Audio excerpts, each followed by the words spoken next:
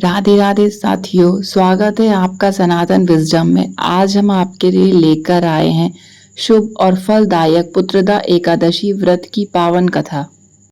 द्वापर युग की बात है। धर्मराज युधिष्ठिर ने भगवान श्री कृष्ण से पूछा, हे केशव, कृपा करके मुझे यह बताइए कि पुत्रदा एकादशी की क्या महिमा है, किस देवता की पूजा होती है और इसकी व्रत विधि क्या है।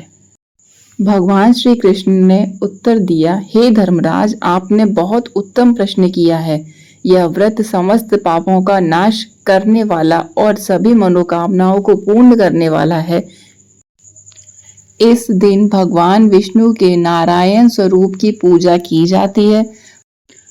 पुत्रदा का अर्थ है संतान प्रदान करने वाली। यह व्रत विशेष रूप से उन दंपतियों के लिए है जिन्हें संतान प्राप्ति नहीं हुई है। एक समय भद्रावती नामक नगरी में सुकेद्रम नामक राजा राज करता था। उसकी पत्नी का नाम था शैव्य। वे दोनों संपन्न और प्रतिष्ठित थे, परंतु संतानहीनता के कारण चिंतित रहते थे। राजा अक्सर सोचते, मेरे पिंडदान कौन करेगा? क्या मैंने पूर्व जन्म में कोई गंभीर भूल की थी? इस सोच में वे एक दिन आत्महत्या करने के उद्यत हुए, पर धर्म को ध्यान में रखकर वन की ओर निकल पड़े।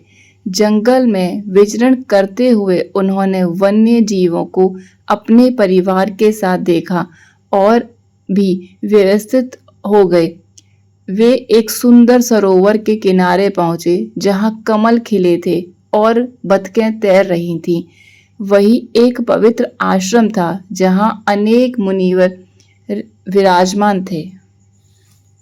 राजा ने उन्हें प्रणाम किया। मुनियों ने बताया, हम विश्वदेव हैं और यहाँ पुत्रदा एकादशी से 5 दिन पूर्व स्नान हेतु आए हैं।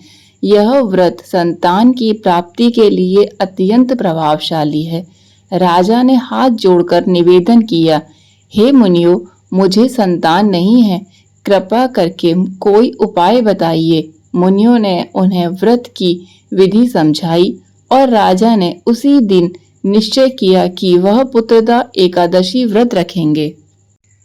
राजा महल लौटे और रानी शैव्या को सब बताया। एकादशी के दिन दोनों ने विधिवत व्रत रखा।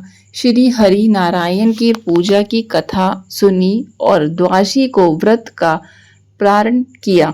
कुछ समय बाद रानी ने एक तेजस्वी पुत्र को जन्म दिया।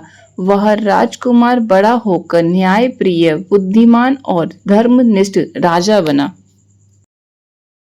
व्रती को प्रातःकाल स्नान आदि से निर्वृत्त होकर श्री हरि विष्णु की पूजा करनी चाहिए। पति पत्नी दोनों को संतान प्राप्ति की कामना से व्रत रखना चाहिए। कथा सुनना और विष्णु आरती करना अनिवार्य है। द्वादशी तिथि को व्रत का विधि पूर्वक पारण करें।